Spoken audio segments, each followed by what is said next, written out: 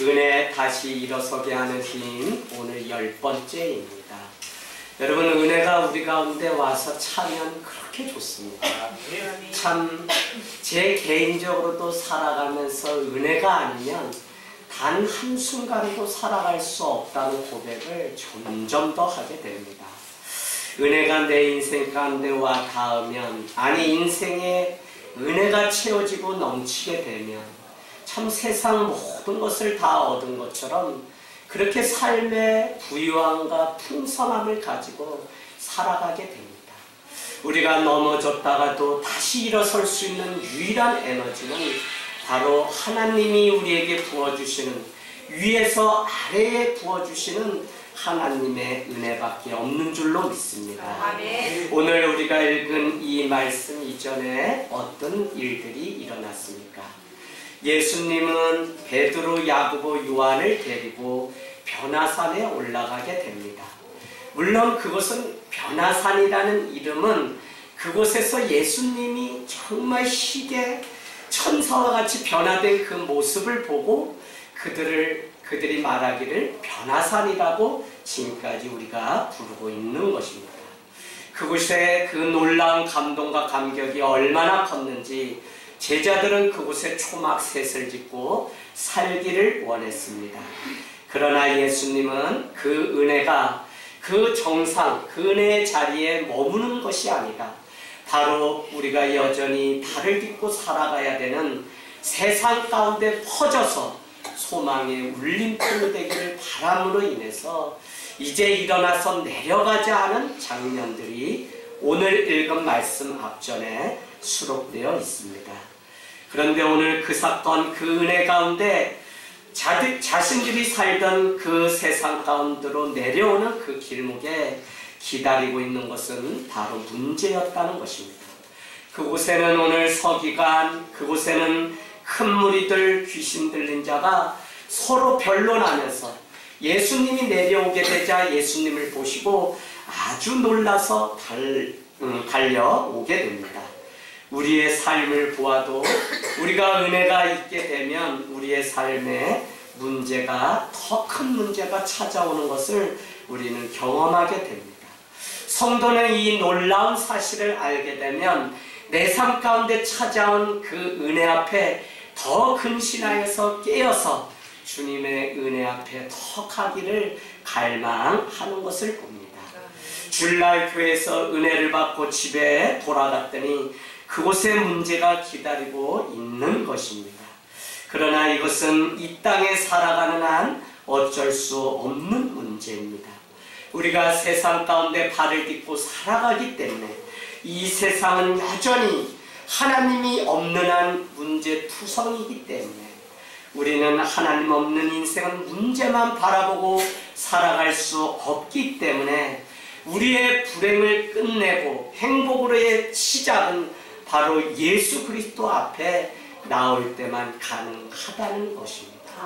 오늘 여러분이 준비된 이 은혜를 가지고 집으로 돌아가면 그곳에 또 문제가 기다리고 있을 것입니다.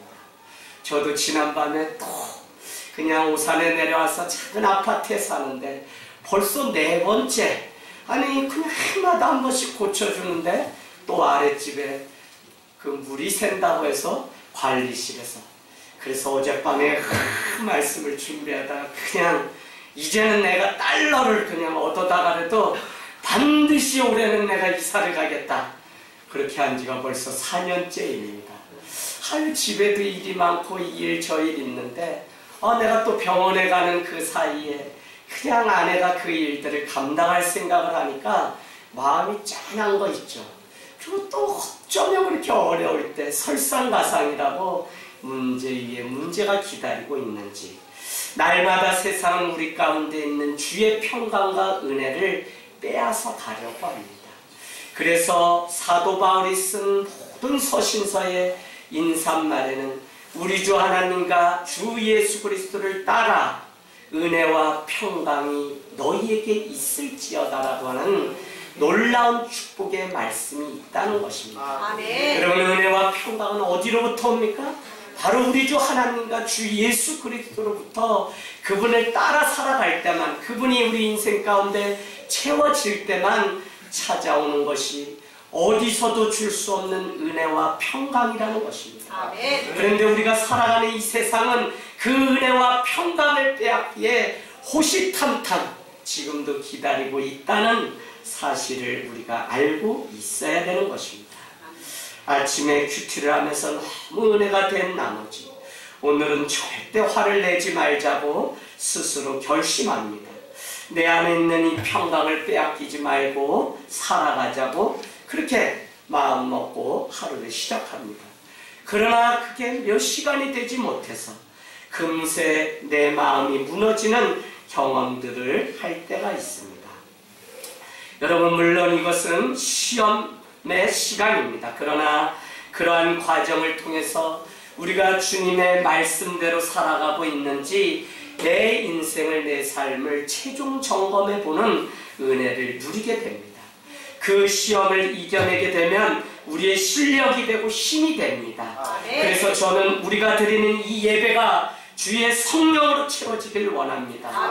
세상 속에 사는 한 우리는 다시 내려가면 싸워야 될 그 문제가 기다리고 있기 때문에 그렇습니다. 그렇기에 또 무너질 수밖에 없는 우리의 삶을 잘 알고 있다면 우리는 보혜사 성령이 내 인생 가운데 채워져서 우리가 그분으로 인해서 어둠이 아니라 빛으로 승리하는 삶의 그 여정을 걸어가기를 원합니다. 아멘. 여러분, 청년의 그 삶이 주의 말씀으로만 깨끗게 된다고 말씀하고 있습니다. 참된 복은 다른 것이 아니라 주의 말씀 가운데 심겨진 것이 복이라고 그렇게 말씀하고 있습니다. 우리는 복을 말할 때 그 결과가 더 이득을 얻거나 실패했거나 이득을 얻었거나 어떤 결과에 따라서 우리는 복을 얻고 못 얻었다고 그렇게 이야기하지만 성경이 말하는 그 복은 이미 예수 그리스도 성령님, 그 하나님, 그분의 말씀이 우리 가운데 와 닿는 그것으로 이미 우리는 하나님의 축복 가운데 사는 인생이라는 것입니다. 그래서 우리는 늘 우리의 삶 가운데 하나님의 은혜로 채우고 말씀으로 채워서 우리 인생 가운데 문제가 찾아올 때 우리의 삶 가운데 입 밖으로 불평과 원망이 나오는 것이 아니라 주의 말씀이 용수철같이 튀어나와서 그 말씀으로 세상을 넉넉히 이기는 은혜가 있기를 주님의 이름으로 축복합니다. 아멘. 오늘 이곳에 등장하는 이 어린아이는 소년 정도 되는 것 같습니다. 그런데 증세가 너무 심각합니다. 경련을 일으키고 거품을 흘리고 얼굴이 새파랗게 되었다는 것입니다. 그것에 대해서 안타까운 마음으로 보는 사람이 있는가 하면 그렇지 않은 사람도 이 안에 있었습니다. 우리가 눈뜨고 살아가는 세상은 큰 문제 속에 있죠. 눈 뜨면 세상이 보이고 눈을 감고 기도하면 하나님의 나라가 펼쳐지는 놀라운 진리를 생각하며 성도의 삶은 말씀의 날개를 가지고 산다면 또 한 축은 주님 앞에 날마다 기도하는 기도의 날개를 가지고 눈을 감으면 하나님의 나라가 펼쳐지고 은혜가 내 삶 가운데 찾아와서 누룩같이 차고 넘치는, 지금은 보잘것없고 문제 가운데 있지만 하나님의 은혜가 와 닿기 때문에 그래도 살만하고 그래도 하나님, 그래도 그럼에도 하나님의 사랑으로 살만한 그것을 보는 그 믿음의 눈, 그것이 우리 안에 있기를 원합니다. 아멘. 기도 없이 문제를 가지고 살아가는 것은 미련한 것입니다. 사람들은 저마다 행복을 꿈꾸지만 이 땅에 행복은 없습니다. 이 땅 가운데 하나님을 인정하고 그분의 임재를 경험하는 곳에만 행복이 우리의 인생의 발걸음에 놓여 있다는 것입니다. 여러분, 부모가 된다는 것은 이제 어른이 되고 세상을 아는 시작입니다. 결혼을 하는 것만으로 어른이 될 수 없습니다. 두 사람이 잘 사랑해서 어른이 되기 위한 준비일 뿐입니다. 그러나 자녀를 낳고 자녀가 자라가고 양육하면서 하나님의 마음을 비로소 알게 됩니다. 얼마나 많은 기다림과 인내가 이 한 자녀가 주님께 세워지고 돌아와서 부모에게 받은 이 사랑을 알기까지 정말 우리가 얼마나 많은 노력을 해야 하는지.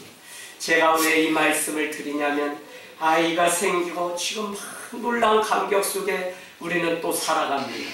그런데요, 이 아이가 내 인생 가운데 문제가 되고 이 아이가 내 삶의 근심거리가 되는 것을 우리는 경험할 때가 있습니다.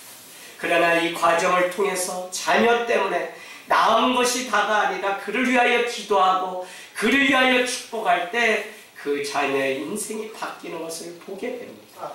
여러분, 자녀의 인생은 부모의 말로 축소되고 작아지는 경우를 우리는 너무 많이 봅니다. 부모의 말이 자녀를 향하여 축복하면 자녀의 인생도 커질 텐데 우리 안에 있는 그 상처로 말미암아 너는 이것도 못하고 저것도 못하고 날마다 저주와 악담이 그 인생 가운데 가득하다면 그 인생이야말로 부모가 줄 수 있는 축복의 기회를 놓치고 살아가고 있는 것입니다. 1800년대의 셜록 홈즈라고 하는 그 명탐정의 이야기를 우리는 다 읽어보았을 것입니다. 그와 함께하는 사람이 왓슨 박사입니다. 하루는 두 사람이 캠핑을 가게 됩니다. 텐트를 치고 저녁을 맛있게 먹고 잠이 들었습니다.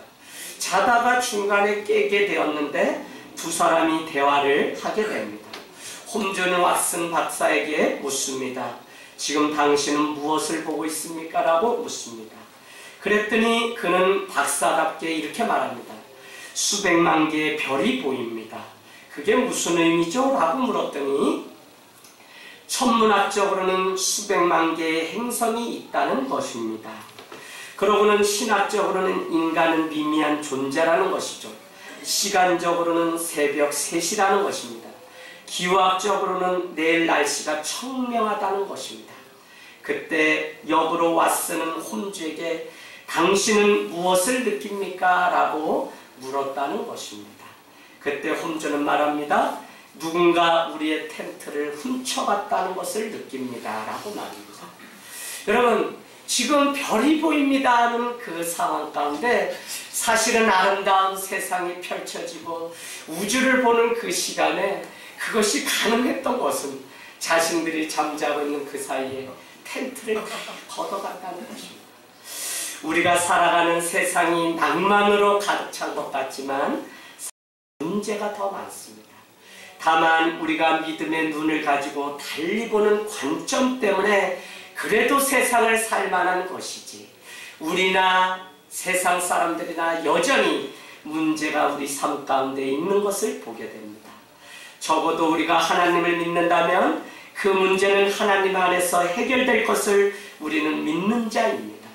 하나님의 은혜가 크고 넓으면 아무리 우리의 문제가 크다고 해도 그것 위에 덮어지면 내 문제는 아무것도 아닌 작은 것으로 변화되는 일들을 우리는 보면서 살아가고 있는 것입니다. 오늘 모든 자들이 그 아이를 고칠 수 없다고 말할 때 예수님은 고칠 수 있다고 말씀하고 있습니다. 여러분, 귀신 들린 자의 아버지가 예수님께 찾아왔습니다. 당신의 제자들에게 내쫓아 주기를 간청하였는데 아무런 변화도 일어나지 않습니다라고 보고합니다. 이 이야기를 들은 예수님은 19절 말씀 한번 보세요. 19절에 믿음이 없는 이 패역한 세대여, 내가 너에게 언제까지 함께하며 얼마나 더 많은 능력을 보여주어야 되느냐고 제자들을 책망하는 모습을 보게 됩니다. 여러분, 오늘 이 말씀의 의미를 잘 아셔야 됩니다. 오늘 예수님은 왜 믿음이 없다고 얘기하는 것입니까? 오늘 제자들이 하나님을 그러면 안 믿습니까? 그들에게 제자들이 예수님이 병 고치는 능력이 있다는 사실을 믿지 않습니까? 전혀 그렇지 않다는 것입니다. 저는 오늘 이 본문을 다시 보면서 왜 믿음이 없다고 주님이 말씀하시는 걸까? 라는 것에 좀 천착해서 은혜를 좀 찾아가 보려고 합니다. 오늘 주님이 이렇게 제자들을 책망한 유일한 근거는 그것은 하나님의 일, 하나님의 능력, 하나님의 역사가 나를 통해서, 오늘 제자들을 통해서도 일어날 수 있다는 그 사실을 믿지 않았다는 것입니다. 간혹 목사님 기도해 주세요, 뭐 해주세요. 물론 그렇게 우리는 서로 기도를 요청하고 중보할 수 있습니다. 그런데 많은 사람들 중에 이런 믿음도 있습니다. 목사님이 기도해 줘야지. 아니, 저 TV에 나오는 저 목사님이 기도해 줘야지. 아니, 더 용하다는 누가 해줘야지 이 문제가 해결될 수 있다는 믿음 가지고 정작 기도를 부탁은 하는데 자기 자신은 아무 능력이 없는 것처럼 기도의 자리에 나오지 못하는 것을 우리는 보게 됩니다. 여러분, 오늘 우리에게 요구되는 이 믿음은 하나님이 나와 함께 하신다면 예수 그리스도께서 하신 그 일을 나도 할 수 있다는 그 믿음입니다. 할렐루야. 주님은 요한복음에 보면 분명히 말씀하셨습니다. 내가 이제 아버지 품에 가게 되는데 너희는 나보다 더 큰 일을 행하리라고 말씀하셨다는 것입니다. 아멘. 여러분, 주님은 능력자시고 전지전능하십니다. 그럼에도 불구하고 그분을 믿는 그 믿음으로 말미암아 우리에게도 이미 능력을 주셨다는 이 사실을 깨닫는다면 오늘 우리가 믿어야 할 그 믿음은 나를 통해서 주의 능력이 얼마든지 일어날 수 있다는 것입니다. 오늘 제자들은 책망을 받았습니다. 제자들이 그 소년을 데리고 무엇인들 안 해봤겠습니까? 변화산에서 은혜를 입고 내려오는 예수님이 오시기까지 그들은 온갖 많은 일들을 다 했을 것입니다. 그럼에도 불구하고 그 안에 아무런 변화가 일어나지 않았다는 것입니다. 왜 그러냐면 하나님이 우리를 통해 일하신다는 그 사실이 나와 상관없는 일처럼 남의 일로 여기면서 지금까지 살아왔기 때문에 그렇습니다. 우리는 이런 일로 인해서 나는 안 돼요, 나는 힘들어요, 아무것도 소용이 없어요 라고 하는 불신앙의 말들을 늘어놓게 됩니다. 대부분 내 인생은 내가 믿고 내가 말하는 그 언어가 내 인생을 지배하고 있다는 사실을 우리는 아셔야 됩니다. 비록 별 볼 일 없는 인생 같지만 우리는 내 인생 가운데 함께 하시는 하나님의 보이지 않는 그 손길을 믿는다면 2020년 새로운 사업, 새로운 계획, 새로운 준비 가운데 하나님이 함께 하시면 능히 모든 일을 할 수 있다는 믿음 가지고 하나님 앞에 기도하며 매달리는 삶을 살게 되기를 원합니다. 문제가 큰 것 같지만 나보다 별 볼 일 없는 그 인간들조차도 하나님을 믿고 그들이 놀라운 일들을 했다고 오늘 성경은 기록하고 있는 것입니다. 12 제자들의 그 삶이 얼마나 척박하고 정말 문제가 많은 제자들의 삶인지 모릅니다. 그 중에는 믿었던 가룟 유다는 예수님을 팔기까지 했다면 그들이 우리보다 별반 날 것 없는 평범한 사람들입니다. 그럼에도 불구하고 그들을 하나님은 사용하시고 그들과 함께 일하시는 놀라운 것을 우리에게 가르쳐 줍니다. 마태의 원래 이름 레위였습니다. 레위는 제사장이죠. 그는 그 백성들에게 세금을 착복하는 그 일들을 했던 삭개오와 같은 일들을 했던 사람입니다. 그러나 그가 예수님을 만나게 됩니다. 그는 예수님을 만나고 이름을 바꾸게 됩니다. 그 이름이 바로 마태입니다. 마태는 여러분이 잘 아시는 것 같이 하나님의 선물이라고 하는 뜻입니다. 어떤 인생이든지 하나님께 붙들리게 되고 어떤 인생이든지 하나님이 그 삶에 그 손을 붙잡기만 하면, 아니 어떤 사람이든지 내 능력 의지하지 않고 나보다 뛰어나신 그 하나님의 손을 붙잡게 되면 하나님은 우리의 인생을 저주에서 소망으로 바꾸시고 정말 절대 절망에서 절대 희망으로 바꾸실 준비를 우리에게 보여주실 줄로 믿습니다. 우리가 만나는 사람들 중에 오랜 시간 신앙생활을 하신 분들이 있습니다. 그러나 나를 통해서 주님이 행하시는 일이 있다는 이 사실을 믿지 못하기 때문에 집사님은 어떻게 그렇게 잘 돼? 목사님은 어떻게 그렇게 잘 돼? 여러분이 보시기에 제가 잘 되는 것 같아요? 겉으로 보기에는 안 그렇잖아요. 그죠? 저는 벌써 20년째 계속 우리 가정이 다 예수 믿게 하시려고 하나님이 생명도 얻어가시고 소, 돼지, 여러분 가축도 시골에서 기르다 여러 마리 벌써 죽고 잃고 타요. 저는 제가 감히 고백은 할 수 없지만 욕과 같은 인생을 날마다 걸어갑니다. 그렇다고 해서 제가 눈물과 저주 가운데 삽니까? 아니요. 그 하나님이 내 삶 가운데 나를 붙잡고 그 하나님 한 분만으로 기뻐하는 그것이 무엇인지 알기 때문에 세상적으로는 잃어버린 것이 많고 여전히 눈물 가운데 있을지 몰라도 내 안에 있는 주의 평강과 그 축복을 빼앗을 자가 없다는 사실을 날마다 고백하게 됩니다. 그런데 이 사실을 모르게 되면 많은 사람들이 이렇게 한다는 것이죠. 주님, 내가 여기 있사오니 나를 보내소서라는 것을, 주님, 저 사람이 저기 있사오니 저 사람을 보내소서, 나는 갈 수 없습니다 라고요. 하나님의 은혜로 이 쓸데없는 자라고 하는 이 찬양이 둔갑되어서 하나님의 은혜로 저 쓸데없는 자 왜 구속하는지 알 수 없다. 은혜가 없게 되면 바로 우리는 내 인생뿐만 아니라 다른 자를 향해서도 축복하지 못하는 인생. 하나님의 능력을 내가 맛보았기 때문에 저 사람에게도 하나님의 능력이 임할 것을 믿기 때문에 우리는 기도하고 그의 손을 붙잡을 수 있는데 그러지 못할 때가 있다는 것입니다. 사랑하는 여러분, 왜 신앙에 있어서 나를 빼놓고 생각하십니까? 하나님은 일하십니다. 하나님은 나와 여러분을 통해서 일하십니다. 하나님은 역사하시는 하나님이십니다.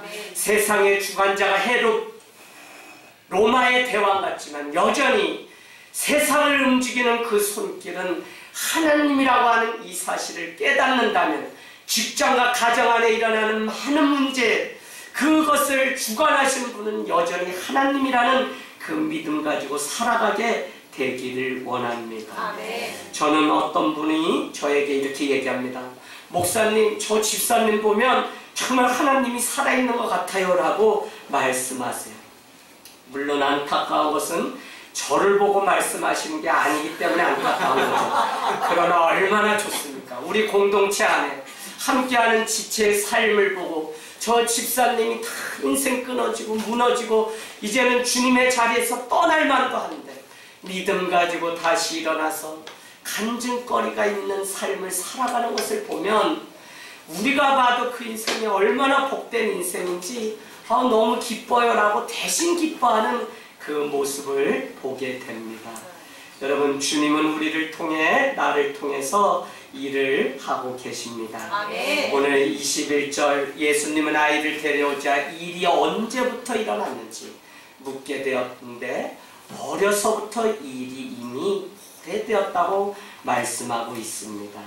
오늘 아버지는 경련을 일으키고 거품을 흘리고 몹시 상한 아들을 안고 예수님께 나왔습니다. 그 마음이 어떤 것일까요? 그 마음이 어떨까요? 제가 초보 아빠일 때 우리 이삭이가 생선을 먹다가 가시가 목에 걸렸어요. 그래서 뭐 방법을 다 써도 어떻게 할 수 없어서 병원에 데리고 가게 되었습니다. 목젖에 그 가시가 걸려서 어떻게 할 수 없어요. 2시간가량이나 의사가 빼려고 어떻게 해봐도 되지 않아서 전신 마취를 하고 수술을 해야 된다는 것입니다. 그때 제 가슴이 얼마나 무너졌는지 모릅니다. 차라리 내가 그 고통을 겪는 편이 낫다고 생각했습니다. 마지막 수술 전에 보호자가 각서를 써야 되는데 제가 각서를 쓸 수가 없었어요. 이 아이가 전신 마취하고 일어나지 못하고 죽어도 그 책임을 보호자가 져야 됩니다. 쓰세요. 쓸 수가 없더라니까요. 하나님, 뼈를 삭게 해주십시오라고 제가 기도하고 그냥 집으로 돌아왔던 적이 있습니다. 여러분, 오늘 아버지는 억장이 무너졌을 것입니다. 유명한 의원도 찾아가고 갖은 방법도 다 해보았을 것입니다. 그러던 중 예수님의 제자들을 만나고 그가 정말 마지막 희망을 만난 것처럼 자기들의 그 사정을 알렸다는 것입니다. 그런데 놀랍게도 아무 일도 일어나지 않은 것입니다. 여러분, 저는 오늘 이 말씀을 보면서 놀라움이 두 가지가 있구나. 예수를 믿기 때문에 놀라운 일이 일어나는가 하면 예수를 죽으라고 믿고 기도하고 말씀도 본다는데 아무 놀라운 일이 일어나지 않는 건 더 놀라운 일이라는 사실.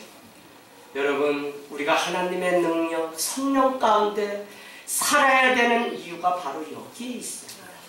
예수님을 믿고 예수님께 기도하고 예수님이 구원자이신 것을 아는데 우리는 맞닥뜨리는 세상의 현실 앞에 그 하나님의 능력이 내 삶이 되기를 바라기 전에 먼저 세상 앞에, 문제 앞에 무릎을 그래. 여러분, 얼마나 세상은 오늘 제자들의 모습같이 조롱하는지 모른다는 것입니다. 교회가 하나님의 능력을 채워야 하는데 그 능력을 잃어버리고 상실하면 세상의 근심이 되고 걱정거리가 돼서 세상으로부터 어떻게 하나님께 그렇게 기도하고 날마다 교회가 불이 밝혀져 있는데 저 교회는 매일 죽겠다는 이야기만 하고 세를 못 낼까? 누가 그래요? 건물 주인 아저씨가 보시고 다 아세요. 벌써 이 교회 될지 안 될지.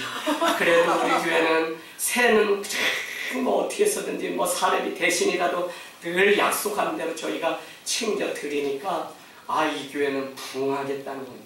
목사님, 한 가지 소원이 있습니다. 목사님, 이 건물 등기 이전해 줄 테니까 가져가세요. 최근에 오셔서 아예 이제 좀 맡아달라고. 왜요? 날마다 CCTV에 보면 빗자루질하고 담배꽁치 애들이 여기서 하는 거. 또 우리가 방범대원이 여기서 막 보고 애들한테 애들 그러면 안 돼. 차라리 내가 어디 마련해 줄 테니까 저 잿더리 났어. 거기 가서 항아리에다 털어. 이렇게 다 저희가 하는 걸 아저씨가 다른 건물 관리하시면서 다 보시는 거예요. 그러니까 이 건물 주인이나 침대 없으니까 목사님, 건물 때문에 제가 너무 힘든데 그냥 가져가시면 제발 이 건물을 사용해 주시면 제가 그래서 기도합니다. 아저씨가 제발 그냥 이거 저한테 필요 없으니까 목사님이 그냥 이거 어떻게 그냥 떨어지면 벽돌이라도 붙이고 타일이라도 붙이고 목사님이 가지시든지 갖지 않으시든지 나도 몰라요 그러시면 제가 뭐 가질까? 어쨌거나 주인 아저씨가 다 아세요. 목사님, 사람들 많이 오나 봐요. 왜 그러세요? 많이 온다고 하면 새 올려달라 그러고 많이 온다고 하면 엘리베이터 저거 이제 쓰세요. 쓰라는 게 그냥 쓰라는 게 아니라 30만 원 한 달 관리비가 있는데 이제는 목사님 저거 30만 원 감당해야 되지 않습니까? 라는 얘기. 사장님, 저희가 2~3명 제외하고는요 다 다리가 좋아가지고 거기 막 엘리베이터 타면 제가 막 손들게 한다니까요. 저희 절대 안 타요. 근데 사장님이 보시면 거기 다 보이니까 다 알죠, 몇 사람이 타는지. 그러니까 이제는 목사님 감당할 토리를 하셔야겠습니다. 근데 제가 불쌍하게 생겼잖아요. 그럴 때는 제가 그냥 축하게 목회가 왜 이렇게 힘든지 모르겠어요. 목사님 힘드세요? 사람들 많이 오실 것 같은 목사님 그렇게 부지런하면 사람들 많이. 사장님 진짜 뭐 누구 약 올리시는 거예요? 사람이 오셔도요 헌금하기까지는 또 시간이 걸리고요 왔다가 또 식죽색죽하고 또 떠나기도 하고. 이거 세상 사장님이 하시는 그 장사같이 그렇게 되는 것이 아니에요. 지난주에 또 간다 그러는 거 제가 억지로 붙잡고 지금 있어요. 하고 우는 소리 하면 사장님이 이제는 좀 올립시다 하시려고 하다가 잘못 왔다고 하면서 타드린 커피도 다 안 드시고 그냥 가세요. 여러분, 사장님도요 아세요. 이 교회가 능력이 있는지 없는지. 목사님은 되실 것 같습니다. 하늘 땅 교회는 하늘과 땅의 권세와 능력, 그 사랑. 저는 이렇게 욕심 많은 대한민국 목사님은 처음 봤습니다. 아니 어떻게 교회 이름을 줘도 하늘도 자기 거고 땅도 자기 거고 다 세상이 이 하늘 땅 교회 거네. 목사님, 전 놀랬습니다. 이런 이름은 본 적이 없는데 어떻게 이런 이름을. 그러면 제가 와서 여기 입구에 하늘 땅 교회는 낮은 자가 들어와서 높아지는 곳이고 또 높은 자가 낮아져야 들어올 수 있는 곳이고.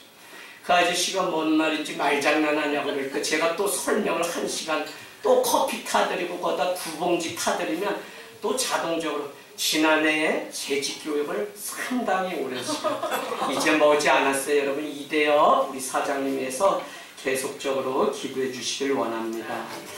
여러분, 오늘 그와 같이 해볼 수 있는 방법은 다 했는데 안 되는 거예요. 그리고는 예수님을 찾아왔는데 주님이 아니면 이제 아무것도 할 수 없다는 그 심정 가지고 오늘 찾아왔다는 것입니다.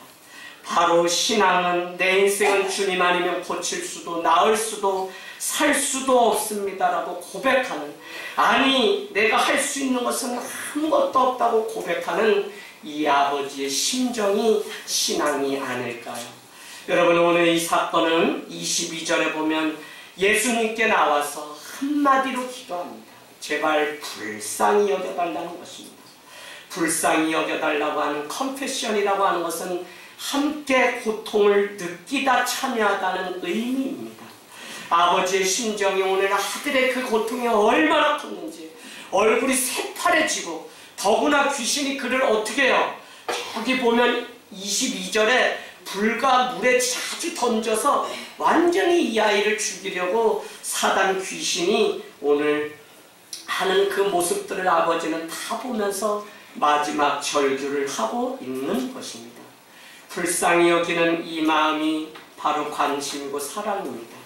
이제 우리는 받는 것보다 주는 사랑, 불쌍히 여기는 타인을 볼 수 있는 믿음이 되어야 됩니다. 네. 처음에는 우리가 내 문제, 내 모습 안에 갇혀 있었다면 이제는 주의 성령을 경험하고는 내 삶의 자리를 들고 일어나 하나님의 자리, 영원하지 않은 것에 매인 것이 아니라 영원하신 하나님의 자리에 나갈 수 있는 믿음이 우리 가운데 있기를 원합니다. 네. 저는 오늘 이 말씀을 보면서 삼중 감동이 바로 이런 것이구나. 사랑이 있는 곳에 불가능이 가능으로 바뀌는 그곳이 바로 우리가 세상에서 맛볼 수 없는 감동이구나. 여러분, 지금도 세상은 사랑이 가득 찰 때 완성되고 사랑이 가득 찰 때 우리의 삶이 새로워지는 것을 우리는 보게 됩니다. 사랑 그 힘으로 세상을 좀 더 아름답게 보고 사랑 그것으로 세상을 아름답게 만들어 가려고 하는 사람들이 필요한 시대입니다. 더러운 기승을 꾸짖으시고 아이를 낳게 하사 그 아버지에게 도로 주시니 사람들이 어떻게 해요? 하나님의 위엄에 놀랐다고 같은 말씀을 기록하고 있는 누가복음 9장 43절은 그렇게 말씀하고 있습니다. 이 사건을 통해 보았던 모든 사람들이 다 놀라고 하나님의 위엄, 권위, 오소리티라고 하는 그 권위를 그들이 맛보게 되었다는 것입니다. 하나님은 우리에게 권력을 주신 것이 아니라 믿는 자의 권세, 권위를 주셨습니다. 그래서 믿는 자가 지나가면 세상 사람들이 믿는 자의 그 정직함을 인정해 주던 때가 있었습니다. 그러나 우리가 지금은 아무도 믿어주지 않기 때문에 우리가 어떻게 회복해야 되는지 우리는 너무나 잘 알고 있는 것입니다. 여러분, 감동, 감격, 감복의 이 역사, 원래 감동이라고 하는 것은 기쁨만 있는 곳에 감동이 있지 않습니다. 하나님의 일하심은 절묘합니다. 여기에 감동이 있는데 이 감동에는 기쁨이 있다면 한쪽에는 슬픔이 있기 마련입니다. 슬픔과 기쁨이 공존하는 그곳에서 만들어진 것이 감동이라는 이름입니다. 여러분, 우리가 오늘도 눈물 짓고 고통 가운데, 괴로움 가운데 하나님이 아니면 도저히 살아갈 수 없는 내 인생에 지우고 싶은 이 인생 이력서, 그러나 그 슬픔 뒤에 하나님의 기쁨을 우리가 맛보게 되면 거기에는 감동이 일어나고 다 놀라서 주님이 누구시기에 하는 하나님의 위엄을 느끼고 맛보는 놀라운 일들이 있을 것입니다. 아멘. 오늘 마가복음은 예수님이 귀신 들린 자의 아버지를 향해서 23절 여러분 표시해 놓으시고 한번 이렇게 금을 쳐놓으세요. 할 수 있거든요. 무슨 말이냐? 믿는 자에게는 능치 못함이 없느니라. 아멘. 아멘. 여러분, 아버지가 정말 예수님을 믿지 못한 것일까요? 예수님만이 마지막 남은 자기의 희망이요 소망이라고 믿고서 오늘 그 아들을 데리고 예수님께 나왔습니다. 그러나 오늘 이 말씀을 통해서 너가 할 수 있다고 믿는다면 너의 아들이 나을 수 있다고 하는 믿음을 그 23절에 예수님이 우리에게 선포하고 있는 것입니다. 할 수 있거든요. 할 수 있다고 믿는 너라면 무슨 말이냐? 믿기 때문에 너는 능치 못함이 없이 모든 일을 너가 할 수 있다고 하는 이 사실을 우리에게 가르쳐주고 있다는 것입니다.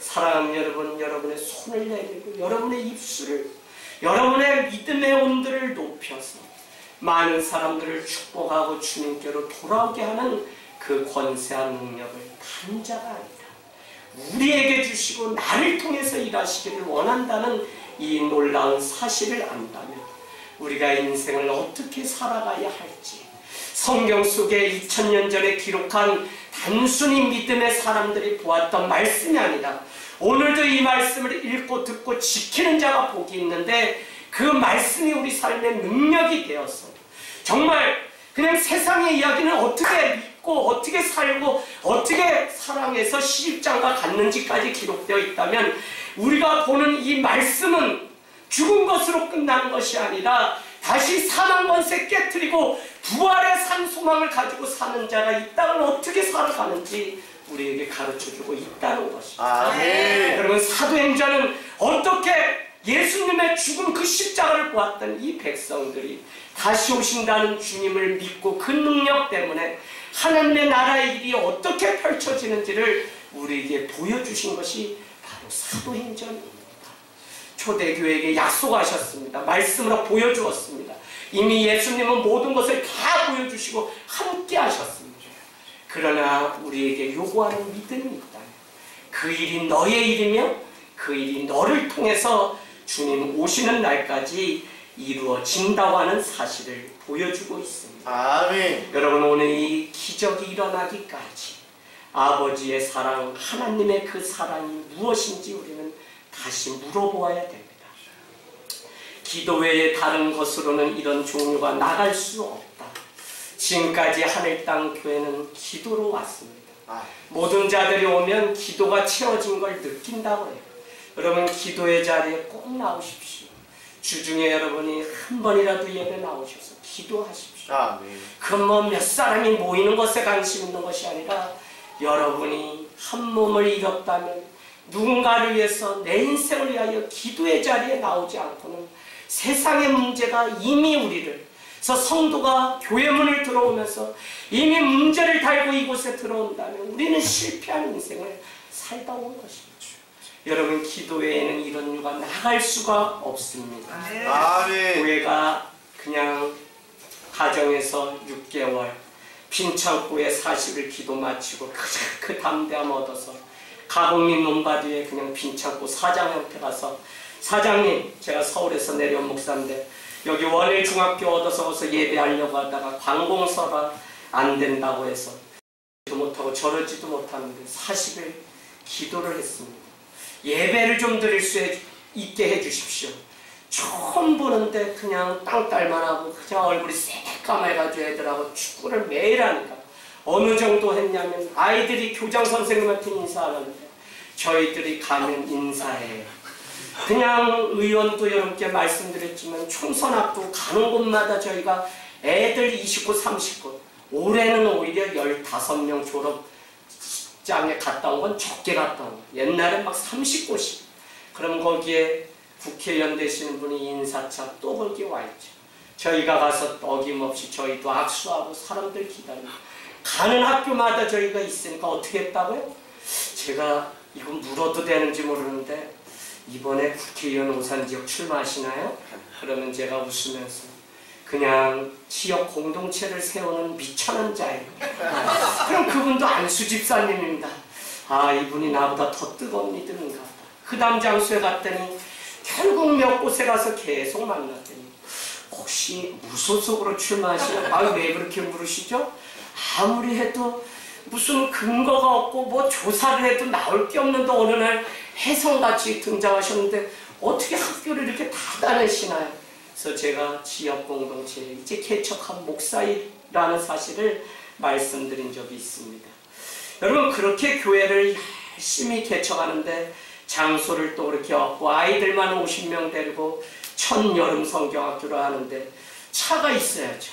그래서 또 기도하다가 그 건물 사장님께 지나가는 말로 그냥 썩어도, 아니 우리 뒤에서 우리가 밀면서 가는 차라도 좋은데 차 좀 한 대 있으면 좋겠다고 했더니 아니 점심 먹고 가만히 있는데 목사님 얼른 오세요 해서 저희가 달려갔더니 15인승 썩음이 그냥 밀어야지 겨우 그냥 우리가 눈물을 좀 채워 넣으면 그냥 40km 정도 가는 차 벌써 사놔서 겉껍데기는 그냥 깨끗한데 이 차가 무슨 일이 있어서 주인이 그냥 일찍 돌아가시게 되면서 세워진 지 몇 년 되는 차입니다.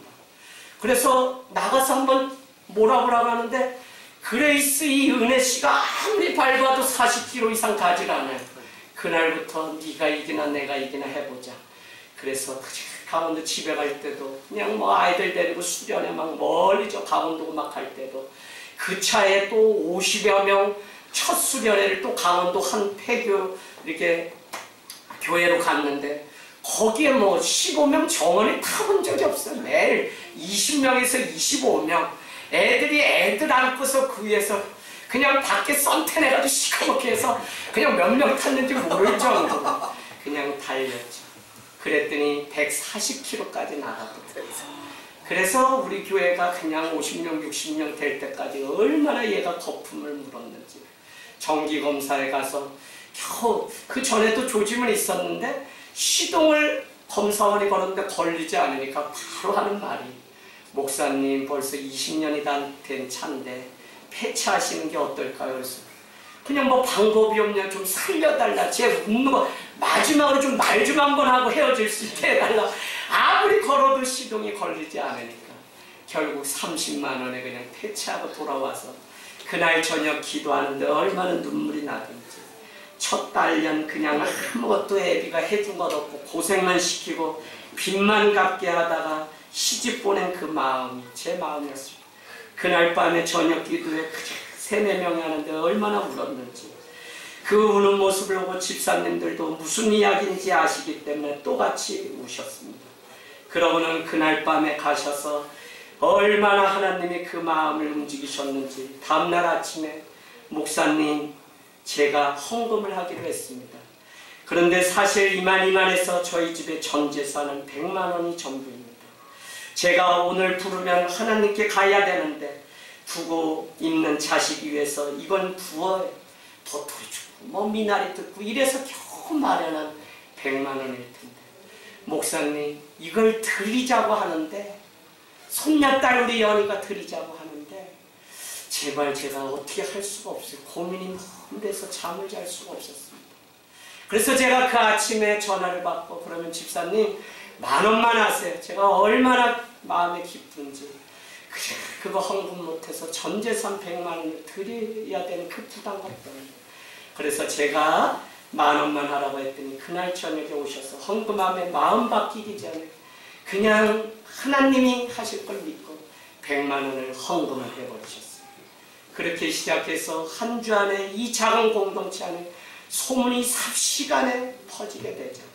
그 주에 주일이 와서 광고 전에 1,200 정도가 그냥 저도 100만 원 있어요. 우리 집도 없는 분이 그렇게 어려운데 100만 원 한다는데 저도 하겠습니다 목사님. 그래서 그 주에 그냥 주일에 1,200만 원. 그래서 여러분이 오늘 타고 오신 스타렉스 그리고 지난해 8월인가에 우리가 완불 2,800 타해서 여러분 그러다 보니 벌써 4년 5년 이렇게 되었습니다. 여러분 그 많은 시간들이 기도를 통해서 초월하는 하나님의 능력을 경험했기 때문에 채우시고 일하신 것을 보게 됩니다. 네. 저는 지난밤에 한 청년으로부터 전화를 받았습니다. 하나님이 나를 심판하시는 하나님이라는 것입니다. 그는 자라온 환경이 늘 부모로부터 꾸짖음을 당하고 심판의 그 이미지가 강하기 때문에 하나님도 내가 좀 실수하고 못하면 심판할 거라고 하는 그 두려움이 있었습니다. 사랑하는 여러분, 오늘 하나님은 그런 분이 아니라 컴패션, 긍휼히 여기심으로 인해서 그 아들을 보내서 너 같은 자도 복이 있다며 우리를 위해서 대신 죽어주신 그 사랑입니다. 진짜 믿음, 진짜 인생, 진짜 사랑. 우리가 이 놀라운 사실을 알고 세상이 아니라 내 삶의 자리를 들고 집 나간 탕자가 아버지의 품으로 돌아오는 것만이 진정 자기를 사랑하고 진정 내 인생을 축복하는 인생이라는 것입니다. 네. 사랑하는 여러분, 우리의 인생은 미완성입니다. 그러나 하나님의 사랑이 와 닿으면 우리의 삶, 세상을 감동시키는, 세상이 여전히 살만한 완성된 하나님의 창조 세계의 질서가 된다는 것입니다. 잃어버려도 사랑하면서 살아도 모자른 세상입니다. 이번 명절에 또 여러분이 만난 아내 일생의 삶 가운데 날마다 사랑을 채워서 차고 넘치는 인생이 되기를 주님의 이름으로 축복합니다. 아멘.